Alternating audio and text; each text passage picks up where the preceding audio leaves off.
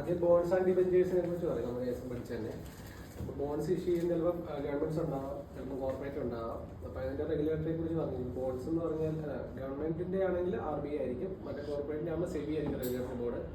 ഇതെല്ലാം ഈ ബോണ്ടും ഡിബഞ്ചേഴ്സും എല്ലാം ഉദ്ദേശിക്കുന്നത് വെച്ചാൽ ക്യാപിറ്റൽ റേസ് ചെയ്യാൻ വേണ്ടിയാണ്. ഒരു ഫിക്സഡ് ഇൻസ്ട്രുമെന്റിൽ നിന്ന് ക്യാപിറ്റൽ റേസ് ചെയ്യുന്ന രീതിയിൽ നോക്കുന്നത്. അപ്പം NCDs നോൺ കൺവേർട്ടബിൾ ഡിബഞ്ചേഴ്സിലേക്ക് വരുമ്പോഴത്തേനും അവിടെ കൺവേർട്ടബിളും ഉണ്ട്, നോൺ കൺവേർട്ടബിളും ഉണ്ട്.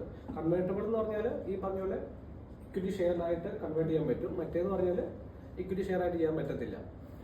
പിന്നെ ഉള്ളതെന്ന് വെച്ചാൽ ഇതിനെല്ലാം വിലയിരുത്തുന്നത് ഇതിന്റെ റേറ്റിംഗ് വെച്ചിട്ടാണ്. AAA എന്ന് പറയുന്നതാണ് അത്യാവശ്യം ഏറ്റവും നല്ലൊരു സ്റ്റേബിൾ ആയിട്ടുള്ള കമ്പനി നമ്മൾ വിലയിരുത്തുന്നത്. പിന്നെ NCDs സെക്യൂറും ഉണ്ട്, അൺസെക്യൂറും ഉണ്ട്.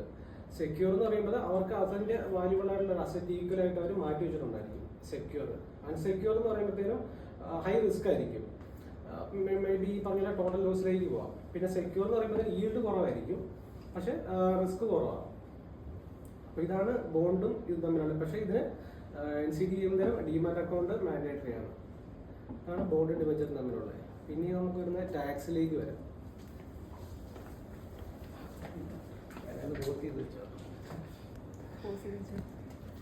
ഇപ്പൊ 7,75,000 ആണ് നമ്മുടെ ഒരു ടാക്സിന്റെ ഒരു ഇത് പറയുന്നത്, എക്സെപ്ഷൻ കിട്ടുമെന്ന് പറയുന്നത്. അപ്പം ഇത് 0 to 3 lakh വരെ നമുക്ക് ടാക്സ് ഒന്നും പേ ചെയ്യണ്ട. 3 to 6 ആണെങ്കിൽ 5%, 6 to 9 10%, 9 to 12 15%,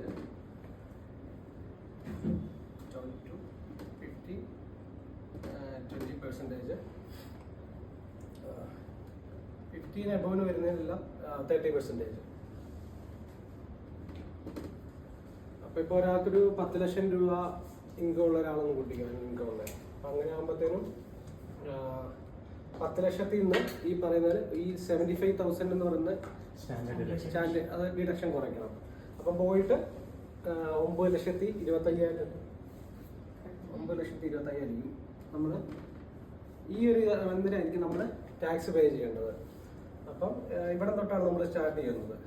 പറയുമ്പോഴത്തേനും 15,000, ഇതിന്റെ 30,000.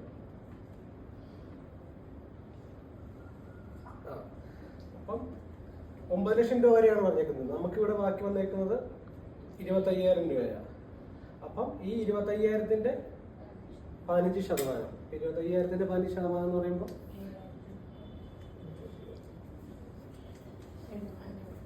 അപ്പൊ 7,500 രൂപ.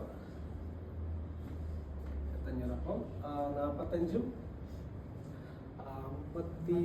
52,500 നമ്മൾ ടാക്സ് ചെയ്യേണ്ട എമൗണ്ട് വരുന്നത്. 7,500 ഇല്ല, 3,750 രൂപ.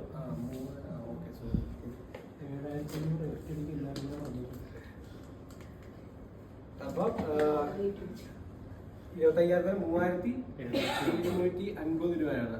അപ്പം 48,750 രൂപയാണ് ടോട്ടൽ അദ്ദേഹം ടാക്സ്. 48,750 രൂപ ഈ 9 ലക്ഷത്തിൽ ഇതിന് വരുന്നതിന് ടാക്സ് പേ ചെയ്യുന്നത്.